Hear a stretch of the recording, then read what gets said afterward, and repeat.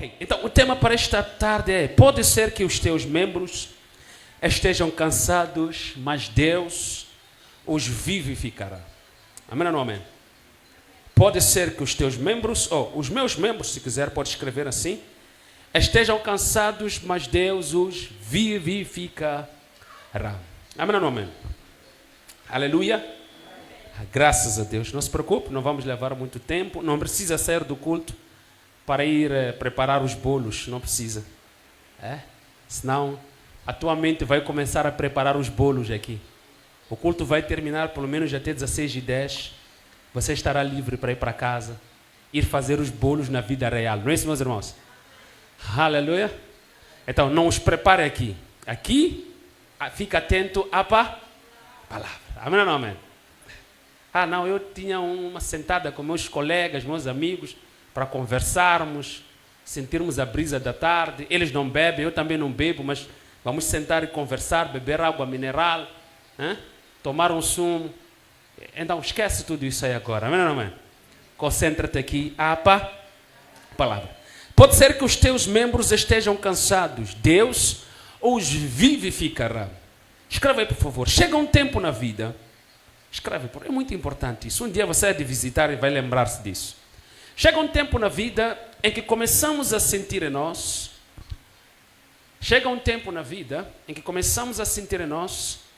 uma vontade enorme, ou uma enorme vontade, tanto faz, uma vontade enorme de desistir de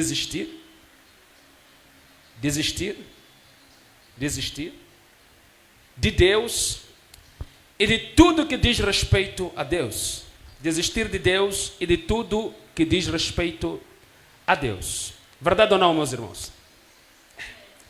Vontade de desistir de Deus e de tudo que diz respeito a Deus. Vírgula. Sentimos uma fraqueza enorme. Sentimos uma fraqueza enorme e perdemos ânimo. Acontece isso, já não temos ânimo. Quando se fala de igreja, é a primeira coisa que nós nem queremos saber. Quando se fala de ler a palavra, nem queremos ouvir, não é isso? Então, sentimos ânimo,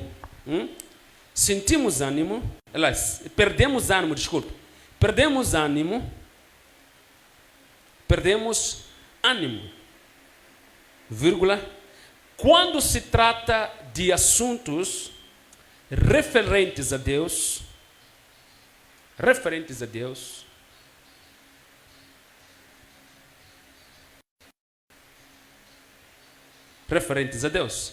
vírgula, apenas temos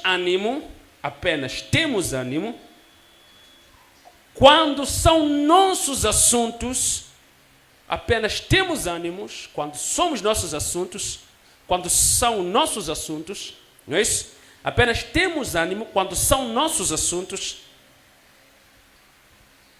e sem envolver Deus. Podem ser nossos assuntos, mas quando é para envolver Deus, perdemos ânimo. Temos mais ânimos quando são nossos assuntos e nesses assuntos não envolvermos a quem? Então temos ânimo. Porque Deus nem está ali. O nosso cérebro, a nossa mente, a nossa pessoa, o nosso espírito como pessoas, começa a odiar Deus. Tudo que é de Deus não nos diz nada. Sentimos um cansaço, uma fraqueza, questionamos, afinal, por que é que nós temos que orar? Por que é que nós temos que buscar a Deus? Estamos cansados, não temos força, não temos, como se diz na linguagem popular, não temos feeling, não é isso? Chega esse tempo na nossa vida. Mas Deus é fiel para nos vivificar. Alguém está aqui na igreja? Escreve aí, por favor, numa nova linha e coloca um asterisco aí. O conselho de Deus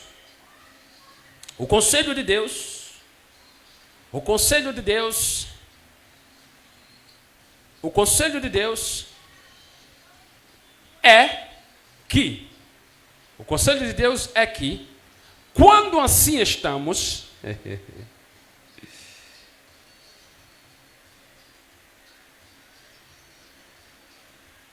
Quando assim estamos, possamos nos fortalecer nele.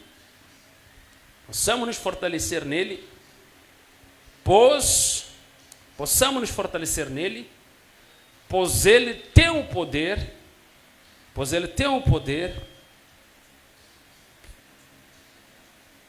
para nos levantar e nos vivificar. Para nos levantar e nos vivificar, por forma a voltarmos a ter o fervor perdido.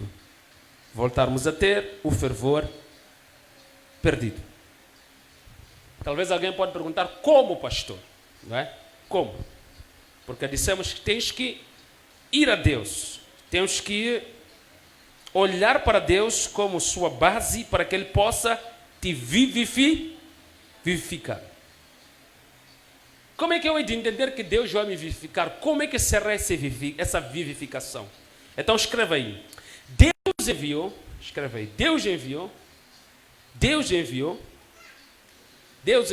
Estamos a escrever tudo para depois lermos os versículos e avançarmos com a ministração, tá bem? Deus enviou o seu Espírito, não é?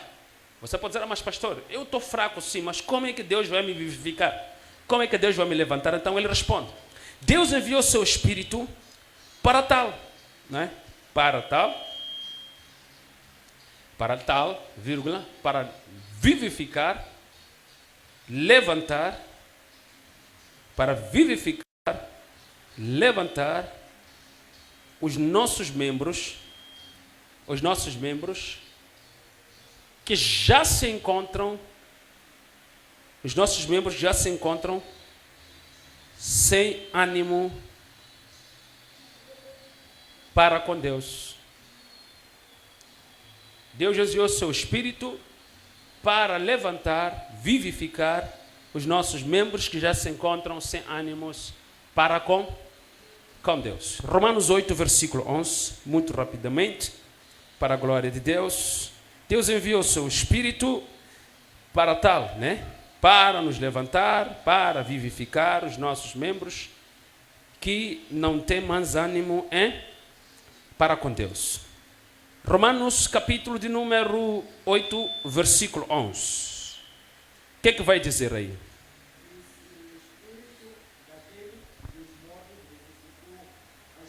Se o Espírito daquele que dentre os mortos ressuscitou a Jesus Cristo faz o quê? Habita em vós. O que há de acontecer? Aquele que dentre os mortos ressuscitou quem? Cristo Jesus. O que ele fará? Vivificará o quê? Mortais pelo quê? Que faz o quê? Que habita em vós. Amém ou não amém? Fecha seus olhos, damos-te graças, louvamos o teu nome, glorificamos a ti e bendizemos a ti. Obrigado, Jesus, te exaltamos e te bendizemos. Obrigado por nos dar esta oportunidade de estarmos reunidos para ouvir a sua palavra, para adorarmos o teu nome. Pai, obrigado em nome de Jesus. Todo aquele que crê, diga amém. E traga uma salva de palmas na presença de Deus. Aleluia. Graças a Deus. Olhemos aqui, queridos. É bem verdade que Paulo usa este trecho num contexto imediato que tem a ver com a questão da vida ou da regeneração que os homens alcançam por meio do Espírito Santo. Amém ou não amém? Ele aqui está num contexto em que os homens pecaram contra Deus e depois de se arrependerem, encontram salvação ao crerem em Jesus Cristo. Amém ou não amém? É por isso que no versículo 1 ele diz que não há nenhuma condenação para aqueles que estão em Cristo Jesus. Alguém está aqui na igreja? Estes que estão em Cristo Jesus, que não andam segundo a carne, mas segundo o Espírito. Amém ou não amém? Então, estes já não há condenação para eles. Entretanto, quando ele continua a sua dissertação, ele vai abrir muitos pontos que são muito importantes para que nós possamos aprender sobre eles. Um dos pontos é a vivificação através do Espírito Santo. É a vivificação através do Espírito. Aleluia. Então, quando ele fala sobre a vivificação através do Espírito Santo, ele nos desperta ao entendimento maior sobre aquilo que Deus pode fazer na vida de todo crente que se sente desanimado. Alguém está aqui na igreja? O que ele pode fazer sobre a vida de todo crente que está desanimado? A Bíblia diz que quando Jesus morre e depois ele ressuscita, os seus discípulos se encontravam fechados em um lugar. Lugar este que Jesus teve que atravessar paredes para poder estar com eles. Eram discípulos que andavam com medo. João diz que quando estes discípulos saíram daquele lugar, a primeira coisa que eles fizeram, ou seja, quando eles saíam daquele lugar, a primeira coisa que eles faziam era desejar ir pescar. Era desejar voltar para a sua vida comum. Era desejar voltar a serem homens que como que se nunca tivessem conhecido Jesus nas suas vidas. Pedro disse, vamos para ali ir pescar. João disse, vamos, eu vou te ajudar. Os outros disseram, vamos com Pedro. Ou seja, são homens que já tinham esquecido, ou seja, já tinham mergulhado numa fraqueza e num desejo de voltar para trás nas coisas que dizem respeito a Deus. Amém ou não amém? Já queriam voltar a viver uma vida comum. Já queriam voltar a ser homens comuns. Mas a Bíblia diz que Jesus foi ter com eles. Quando eles aproximaram de Jesus à beira da praia, Jesus disse para eles, meus irmãos, escutem isto aqui. Escutem isto. Escutem isto aqui. Ele fala com Pedro, diz, Pedro, escuta isto. Você me ama? Sim, eu te amo, Jesus. Cuida do meu rebanho. E mais tarde ele diz, vocês, meus irmãos, na próxima vez que me encontrarem, ide comigo até ao monte das oliveiras, que é onde Jesus vai ascender. Então Jesus vai com eles até o monte das oliveiras e diz para ele pela última vez, meus irmãos, fiquem em Jerusalém. Fiquem aonde?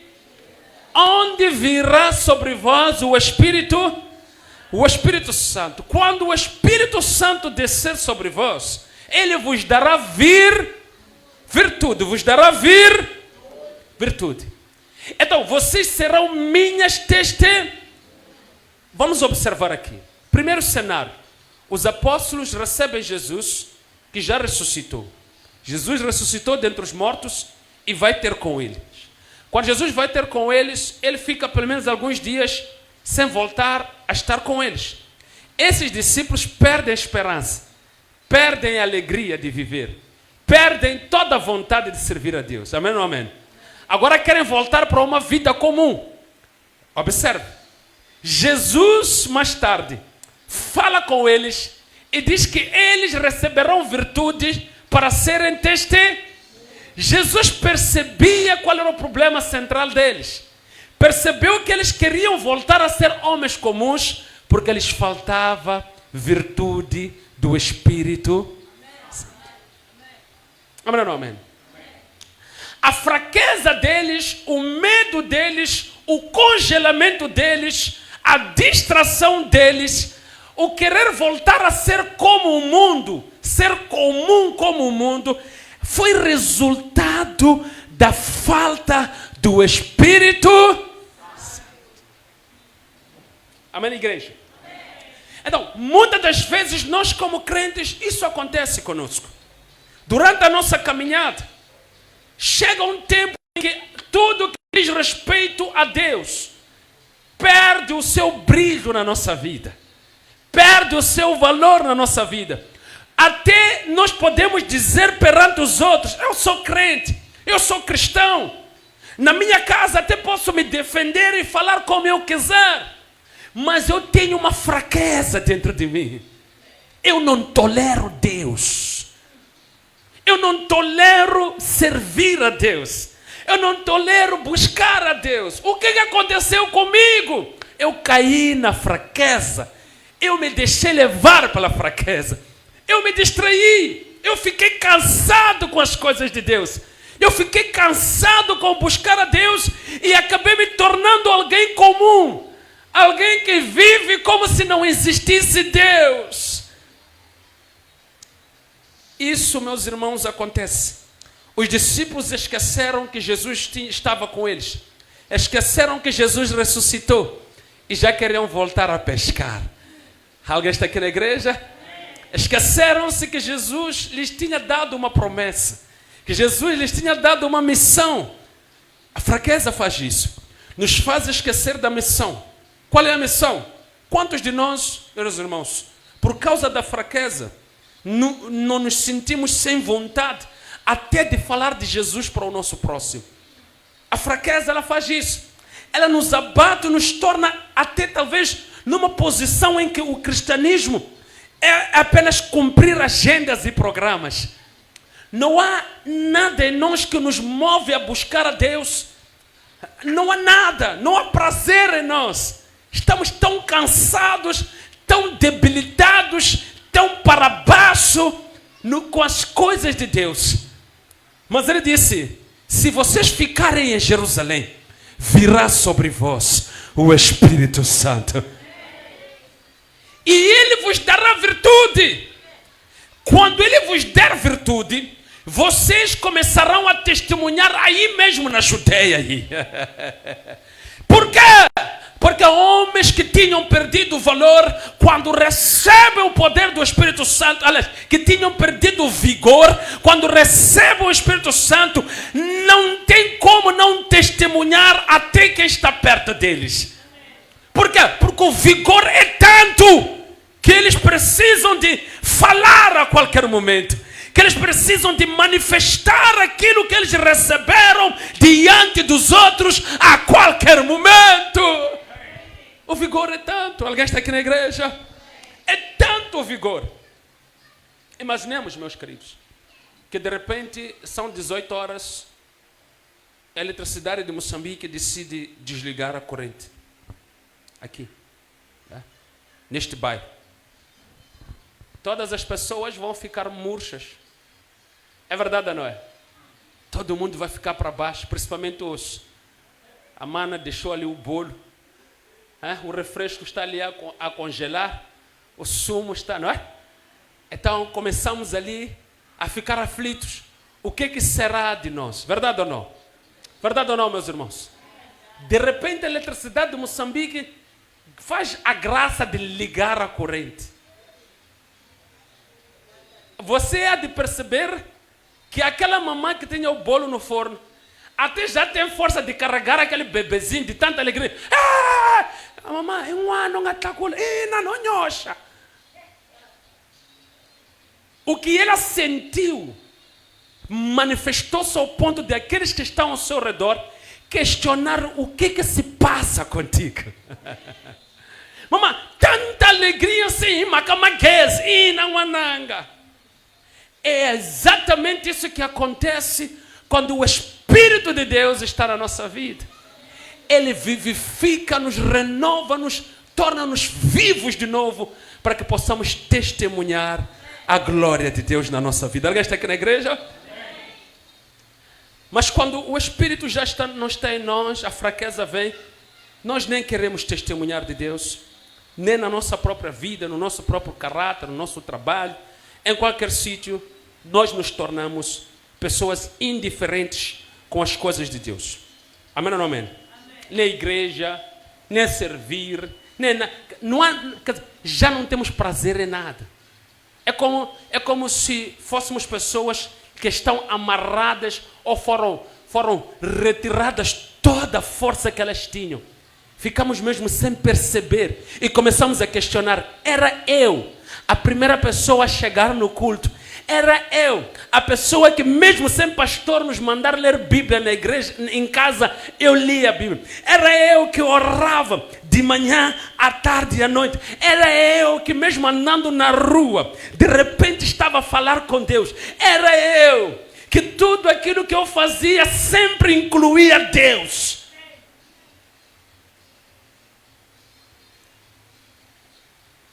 Uma coisa importante você tem que saber é que a pessoa que enfraqueceu ainda está viva.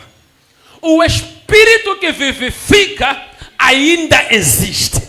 Então, não podemos aqui ir para casa e pensar que aquela fraqueza que nós temos ainda vai continuar a governar, meu Deus.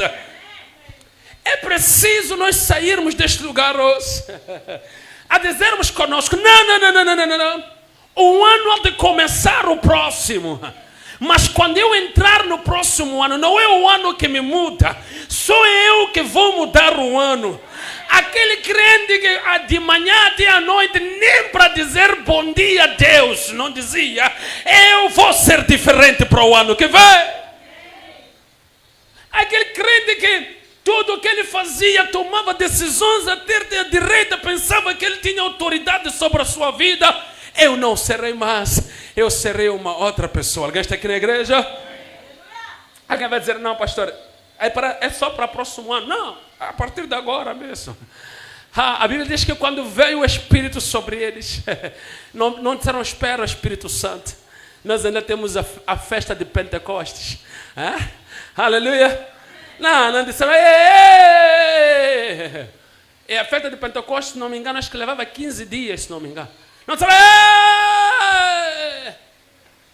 ainda é o segundo dia da festa, né? Não. A Bíblia diz que naquele dia, de quê? Desceu o quê? E fez o quê? Encheu a todos eles. Amém ou não amém, igreja? Esqueceram a festa de Pentecostes, esqueceram tudo aquilo e começaram a testemunhar. Começaram a sentir-se vivificados, de tal ponto que Pedro teve que... Olha, Pedro que teve medo, Pedro que se escondeu, Pedro que chamou os discípulos e disse, vamos ao barco. É Pedro agora que levanta para dizer, meus irmãos, esses homens que vocês estão a ver aqui a orarem em línguas, não são homens que estão embriagados, receberam o Espírito Santo.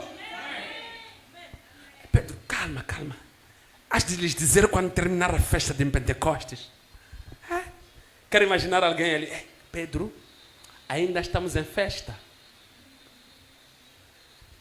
Não vivifica agora. Ainda estamos em... Eu quero sim voltar a ser dinâmico, a te servir, a orar, mas...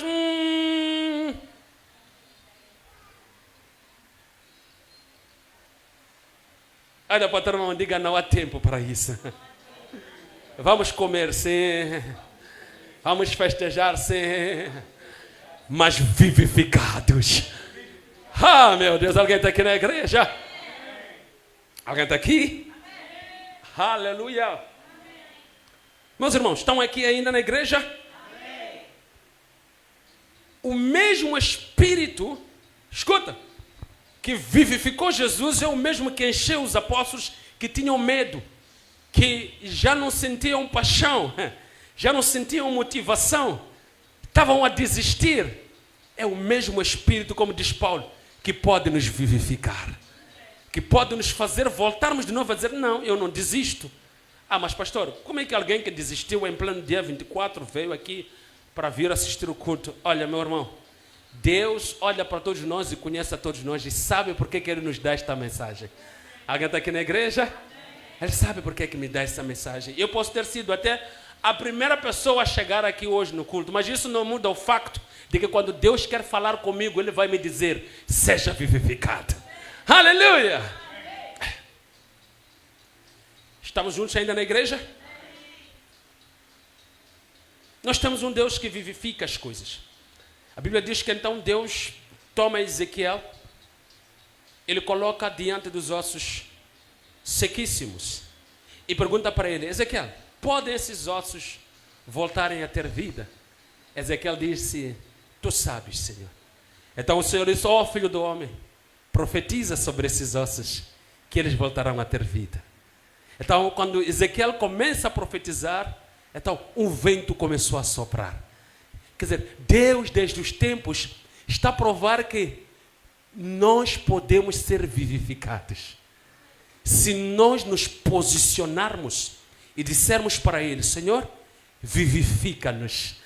Quando Ezequiel falou aos ossos secos e os ossos voltaram a ter vida, Então significa que Ezequiel estava numa posição em que ele profetizava para os ossos. Mas então nós entendemos que hoje, pela graça de Deus, uma vez que aqueles ossos eram apesar de serem ossos de seres naturais, assim posso dizer, não sei se você entendeu o que eu estou a dizer, que não podiam falar por si, porque eram ossos reais, corpos reais. Alguém está entendendo isso aí? Então aqueles ossos não tinham vida para falar por si. Mas hoje nós temos a oportunidade de, apesar de estarmos cansados espiritualmente, fracos espiritualmente, termos vida natural, para podermos abrir a nossa boca e dizermos: Senhor, vivifica-nos. Alguém está aqui? Aqueles ossos não podiam falar, por isso que Ezequiel falou por eles. Mas hoje você pode falar por si mesmo. Eu posso falar por mim mesmo. Alguém está aqui na igreja? Eu posso falar por mim mesmo. Graças a Deus. Vamos juntos aqui para Coríntios, segunda carta de Paulo aos Coríntios. Graças a Deus. Coríntios, segunda carta, capítulo 12.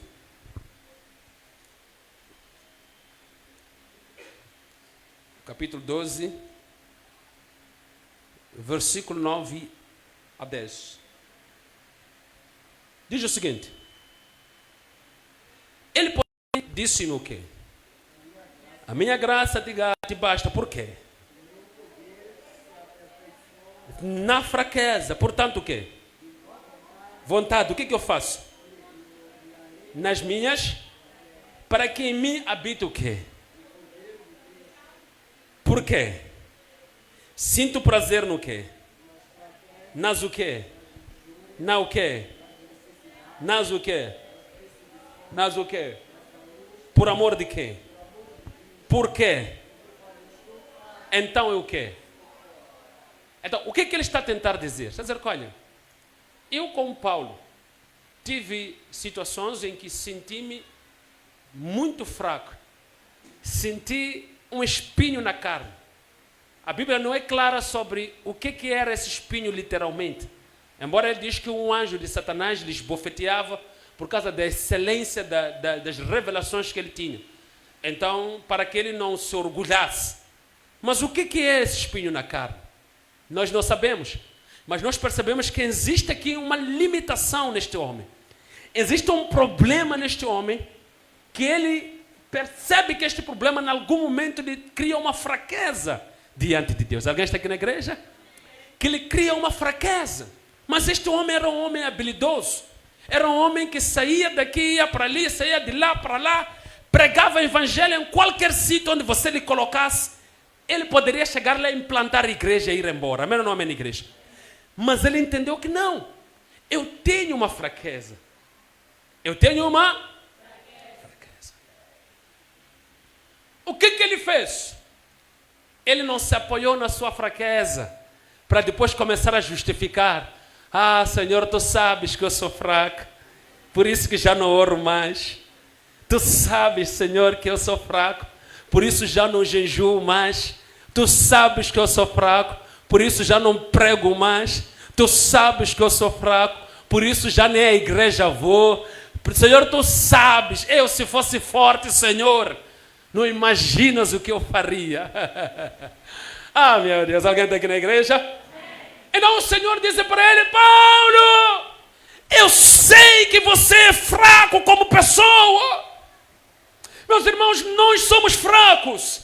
Como pessoas, nós somos fracos. Você pode olhar para o pastor aqui parado com o micro, a pregar, a pular, mas você está olhando para o homem talvez mais fraco do planeta Terra. Somos fracos, sim. Somos. Eu vou orar pela minha força. Mentira. Eu vou buscar a Deus pela minha força. Mentira. Somos fracos. Enquanto não assumirmos a nossa doença, não receberemos o remédio. Primeiro o médico faz o diagnóstico, verifica a sua doença e depois senta contigo e te convence que você está doente. É quando ele começa a aplicar o medicamento. Você tem uma doença X, que se não for curada pode ter este impacto. Você está doente. Meu irmão, e a partir de hoje não faça isso, porque você está... Então, agora que foi convencido que é doente, começa o exercício de medicação. Então, este exercício de medicação é para o fortalecimento, primeiro, da tua imunidade, e depois para curar e garantir que você esteja, ainda que talvez não 100%, mas volte a estar bem de saúde. Alguém está aqui na igreja? Mas para que alguém medique, primeiro tem que reconhecer que é doente. Não há ninguém que não sabe, ou seja, que não reconhece que é doente, que medica. Para medicar, tem que reconhecer a do... reconheço, eu estou doente. Preciso do médico. É por isso que Paulo, antes de falar de muita coisa, disse, todos pecaram. Que era para que todo mundo pudesse olhar para si e entender que o problema deles é o pecado. Para que ninguém se glorie, não é? Enquanto não enxergarmos o nosso problema, nunca receberemos a solução. Nunca calcularemos a solução. Nunca resolveremos o teorema enquanto não entendermos que este teorema tem este e este problema. Alguém está aqui na igreja? Para nós resolvermos o problema, temos que entender. Temos um problema, nós somos fracos. Pastor, assim já não. Pastor, chegar aqui e me dizer que eu sou fraco, está me a insultar, eu sou muito forte. Quantas vezes você já quis orar e desistiu de orar? Quantas vezes você já quis meditar na palavra e desistiu? Quantas vezes você já quis até vir à igreja e desistiu? Não porque havia um problema, alguma coisa que te impedia de vir, mas simplesmente acordou, hoje, até tem um programa aí às 12, mas ir à igreja primeiro, depois de ir para lá, não, deixa eu ficar, depois de ir para o meu programa. Verdade ou não? São fraquezas. E nós temos isso. Aleluia, igreja. Temos que assumir primeiro que temos um problema para podermos receber a solução. Paulo assumiu. Paulo foi a Deus e disse, Senhor, diz que orou quantas vezes, Paulo?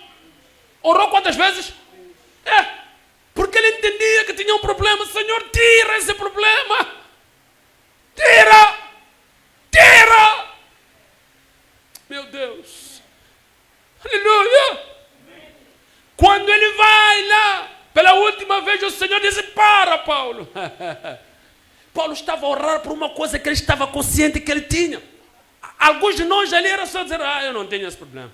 Mas quando estamos sozinhos no oculto, não somos tudo aquilo que aparentamos quando estamos em público. E a fraqueza está lá conosco a nos dominar. Mas nós não assumimos. Uma das melhores formas de ser curado é assumir a tua doença. Alguém está aqui na igreja? Paulo assumiu. E Deus disse para ele, sim, ainda bem que você assumiu.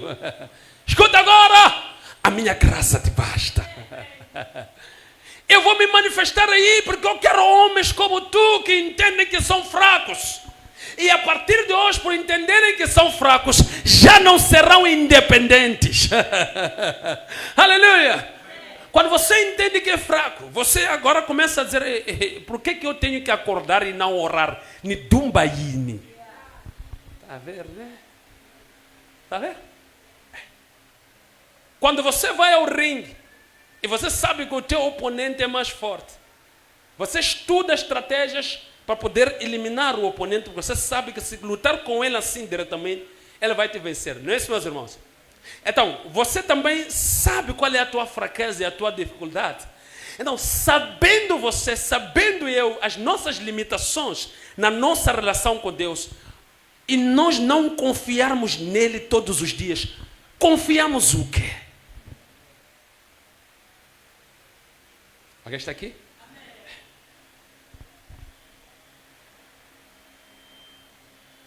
Sabe por que a igreja atual não ora? Por que nós não oramos? Vou te explicar por quê. Primeiro, há muita coisa que nos distrai. Segundo, é o conceito de oração que nós temos. Para mim, para ti, orar é chegar aqui, extravasar tudo isso aqui, 5 horas, 10 horas.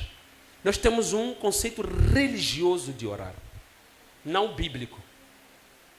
Entende? Por isso que mesmo aquele que só quer dobrar o joelho 2 minutos para falar com Deus, já não o faz. Sabe por quê? Porque pensa que não terá orado, então não adianta nem fazer aquilo. Estou a mentir, meus irmãos? Estou a mentir? Estou a mentir?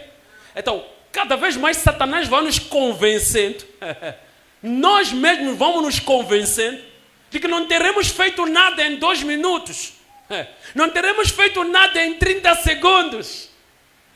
Você sabe quantas pessoas no mundo morrem sem receber Jesus em 30 segundos?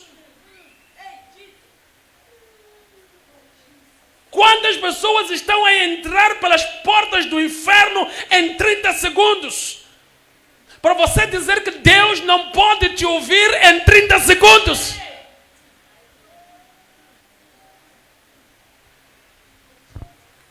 É por isso, porque nós já colocamos metas. É isso que nos enfraquece. As nossas próprias metas fazem o quê? Se eu não orar como o pastor ora, então não orei. Quando o pastor ora, transpira, ajoelha, rebola, entra embaixo da cadeira, pula, sobe na chapa. Aquilo ali é orar.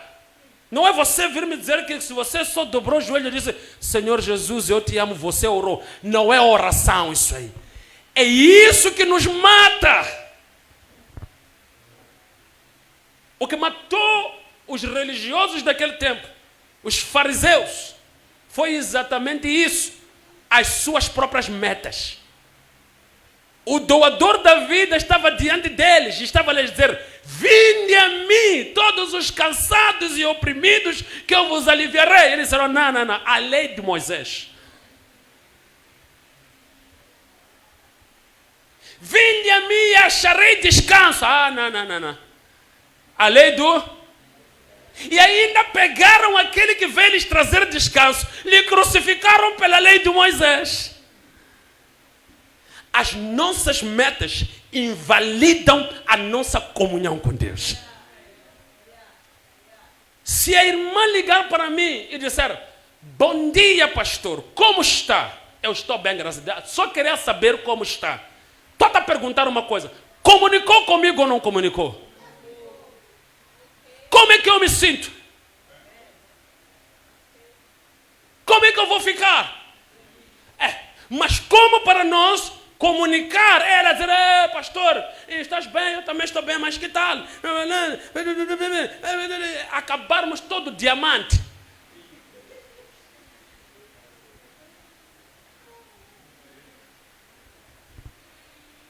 Aí é quando os irmãos ou nós como igreja vamos dizer que sim. É isso que esfriou-nos como crentes. Porque estabelecemos metas olhando para aqueles que, às vezes, quando até estão no culto, não fazem aquilo que eles fazem ao vivo. Nos inspiramos nisso. Eu lembro-me na Covid, uma irmã liga para mim e diz, pastor, eu aqui em casa não estou a ter vontade de orar. Eu disse, a irmã chegou de orar hoje? Disse, sim, eu dobrei o joelho. Eu disse, só falei um pouquinho, uns 2 minutos. Eu perguntei, a irmã não orou? Disse, não orei como oro na igreja. Disse, então você tem um problema. Você tem um ídolo, você não tem um Deus. Se você teme e ama Deus, cada segundo que você esteve na presença dele, você vai dar valor. Ninguém está aqui nessa igreja. Tem que valorizar. E escuta, na medida em que você começa a valorizar esses pequenos minutos, a tua fraqueza começa a perder-se, né? Eu estou dizendo, a minha graça te basta. Então Paulo diz que porque eu senti que o poder de Deus se aperfeiçoa nas minhas... quando você ora aqueles 2 minutos, está a se aperfeiçoar. Não era para essa igreja essa mensagem aqui. Essa igreja é a igreja dos bolos. Já foram para casa todos, né? Estão nos bolos, nos sumos, na carne de porco, não é isso? Conhece, meus irmãos? Até eu que sou adepto da carne de porco, estou aqui a te selar. Aleluia. Estou a fazer um esforço aqui, só para não começar a imaginar. Aleluia. Não, meus irmãos, não sei se estão a entender o que estamos a pregar aqui. Está claro isto aqui ou não está? É isso. Cada minuto você tem que contar diante de Deus como valioso. Você há de perceber que o teu próprio coração vai começar a ser grato. O teu coração vai começar a se aproximar aos poucos de Deus. Vai começar a se apaixonar por Deus. Vai começar a revitalizar. Porque aquilo que você minimizava começou a ganhar valor. É o que Deus disse a Paulo. Diz que a minha graça te basta. A minha graça se manifesta nas tuas... Aí mesmo nessa oração de 1 minuto. A minha graça está aí, mano. 2 minutos, 3 minutos, o jejum de uma semana, de um dia, de uma... Estou aí. Não, pastor, Deus está ali. Alguém um dia disse, pastor, olha, eu não sei se eu fiz a coisa certa. Eu estava numa situação em que as minhas amigas estavam a dizer que eu tinha que... quer dizer, havia um moço ali, disseram que, eu tinha que... Ele não é crente, primeira coisa. Eles disseram que eu tinha que me encontrar com ele, não sei o que, saíram assim e tal, me combinaram comigo, disseram que tínhamos que ir porque elas tinham namoradas, e eu tinha namorados, e eu tinha que estar com elas porque elas já tinham escolhido alguém. Pastor, eu não sei se eu fiz a coisa certa. Quando elas me ligaram à noite, eu não atendi. E eu fiquei em silêncio. Não lhes atendi. Até hoje estou a falar consigo. Ainda não retornei. Percebe? Percebe? A pessoa, naquele momento, não encontrou prazer na sua própria ação. Entende? O que poderia amanhã lhe fazer agir diferente. Amanhã o que ia fazer? Ia atender a chamada. Porque já estava a começar a ter peso de consciência por aquilo que fez, apesar de ter feito a coisa certa. Porque o que ela fez foi fugir de tudo que tem a aparência do mal.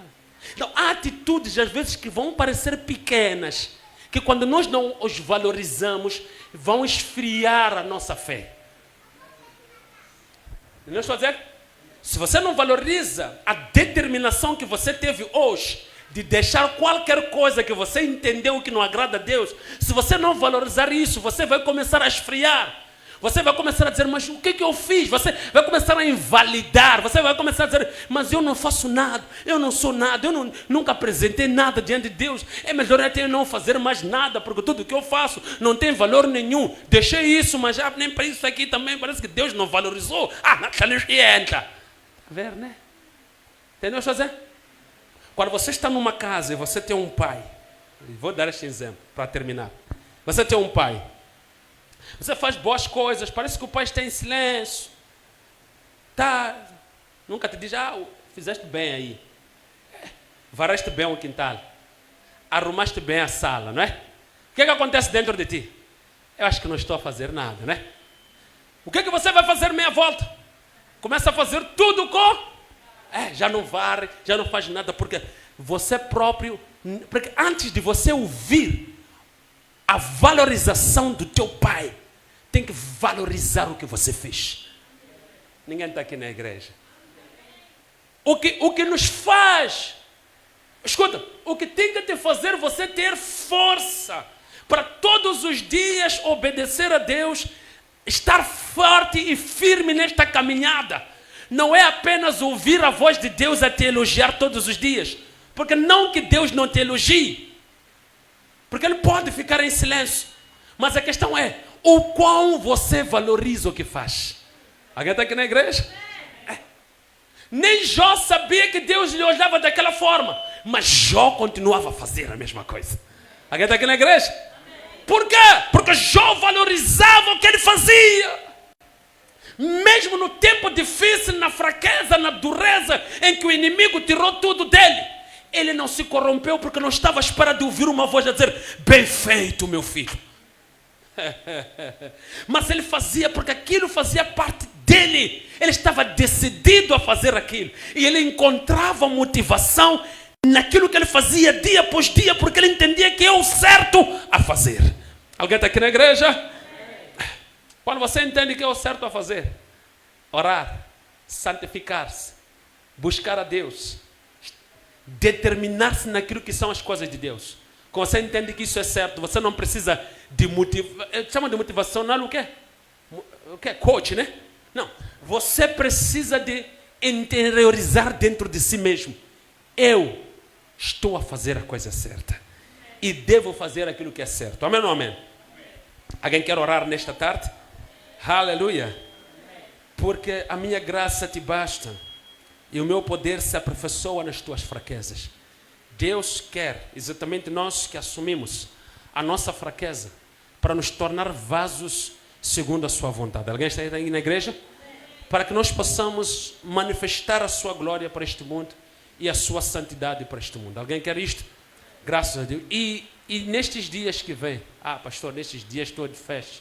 Não, Deus não está preocupado com as festas. Você pode comemorar como quiser, dentro dos princípios de Deus.